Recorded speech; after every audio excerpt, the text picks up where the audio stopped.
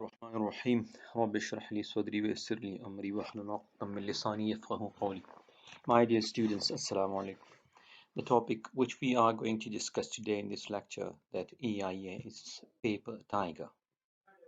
This is another myth being labeled against EIA, that it is just a paperwork and it has nothing to do with changing the real time scenario. लोग इसके बारे में ये myth बताते हैं कि EIA जो है ये एक कागजी शेर है, इसका जस्ट काम जो है वो पेपर वर्क है और ये एक फजूल एक्सरसाइज है। बहुत सारे लोग ये भी बताते हैं कि EIA जो है चूंकि कानून में ये एक फॉर्मेलिटी है तो हर साल सूरत में इसको फुलफिल करना पड़ता है, इसलिए just fill in the blanks होता है। चूंकि प्रोजेक्ट पहले से डिज़ाइन किए हो चुके होते हैं और उन्होंने उसी सूरत में इम्प्लीमेंट होना होता है, लेकिन उसको एक्सेप्टेबल बनाने के लिए EIA कंडक्ट की जाती हैं ताकि कानूनी ग्राउंड इसके साथ अवेलेबल हो and the project proceeds as originally planned. चूंकि दिस इज एन अनफॉर्चुनेट, क्योंकि बहुत सारे मुल्कों में ये वाकई प्रैक्टिस हो भी चुका है, डेवलप्ड और डेवलपिंग कंट्रीज में। यूएसए में बहुत सारे लोग इसको स्ट्रॉ मैन अल्टरनेटिव कहते हैं। स्ट्रॉ मैन अल्टरनेटिव का मतलब ये है कि आप 4-5 बेकार अल्टरनेटिव्स प्रपोज करते हैं और उसके मुकाबले में जो अल्टरनेटिव्स आप इम्प्लीमेंट करवाना चाहते हैं वो भी उसके साथ ही लिख देते हैं। तो चूंकि आपने बाकी सारे बहुत बेकार ही इसके साथ ऑलरेडी दिए हो चुके होता है, इसलिए आपका जो अल्टरनेटिव है वो उसमें अट्रैक्टिव नजर आता है और उसको पिक ही किया जाता है।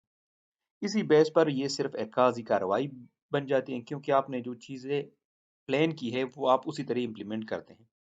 तो ये EIA के बारे में एक वो है कि लोग कहते हैं कि ये एक पेपर टाइगर है।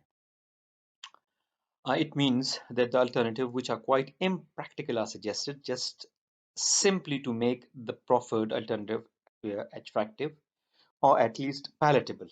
Palatable का मतलब ये है कि मतलब इसको काबिल बर्दाश्त, या इसको आप कहते हैं कि जिसको आप हजम कर सकें। Secondly, in some developed countries, a project is designed without taking environmental consideration into account, but they conduct EIA just to comply with federal regulation. इस तरह मैंने आपको पहले ही बताया कि बहुत सारे मुल्कों में पहले ये हुआ भी है कि प्रोजेक्ट पहले से डिज़ाइन किया जाता है, हाँ उसके एनवायरमेंटल इम्पैक्ट्स हो या ना हो, लेकिन चूंकि उन्होंने उनकी जो फेडरल रेगुलेशन है या जो प्रोविंशियल रूल्स एंड रेगुलेशन है या जो लॉ है, जो एक्ट है, उसके साथ उन्होंने कंप्लाई करना होता है, तो उसके लिए as a formality EIA conduct की जाती है। अब EIA इसके बारे में क्या रिस्पॉन्ड करते हैं, इसका क्या जवाब देते हैं, इसको कैसे क्लैरिफाई करते हैं EIA के बारे में। Clarification on part of the EIA educates.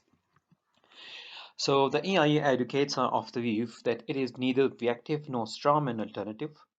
It is an important part of the planning process initiated at project inception. When this is done, real alternative can be evaluated in a systematic manner, leading to defensible decision. EIA के जो advocates हैं वो ये फरमा रहे हैं कि EIA जो है ये रिएक्टिव नहीं है, किसी एक्शन के बारे में ये रिएक्शन नहीं है।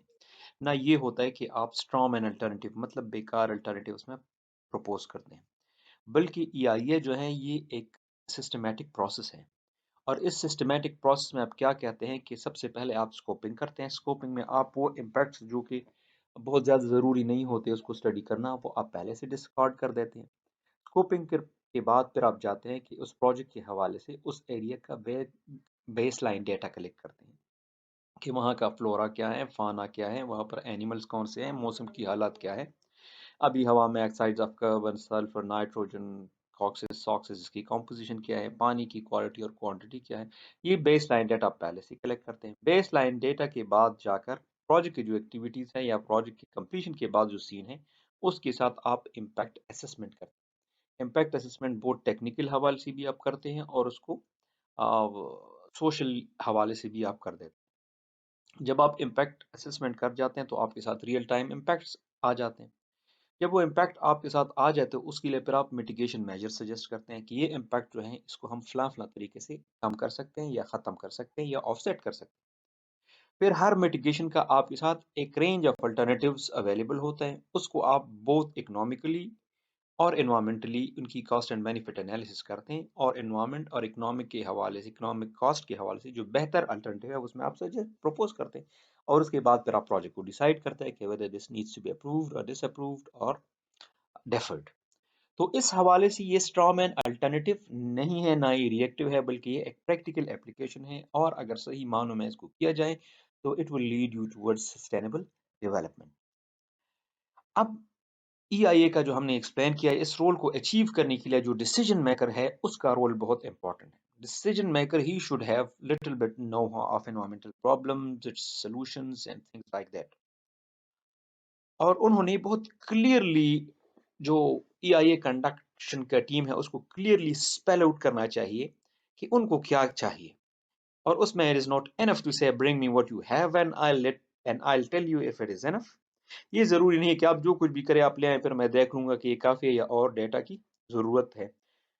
तो सबसे पहले इसमें इसी इंटेंडेड ऑब्जेक्टिव को अचीव करने के लिए बहुत ज़्यादा ज़रूरी है कि डिसीजन मेकर पहले से सारी चीज़ें स्पेल आउट करे कि उनको क्या-क्या डेटा चाहिए, उसकी इम्पैक्ट असेसमेंट की क्या क्वालिटी होनी चाहिए, उनकी मिटिगेशन मेजर किस लेवल के होने चाहिए।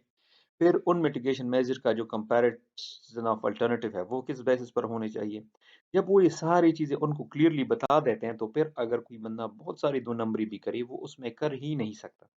और उसके बाद उनकी तरफ जो डेटा आएगा तो वो उसकी डेटा की कलेक्शन, डेटा की एनालिसिस, डेटा की प्रेजेंटेशन, डेटा की इंटरप्रिटेशन, वो सारे ऐसे होंगे कि इसके बेस पर वो एक क्लियरली डिसीजन ले सकेंगे।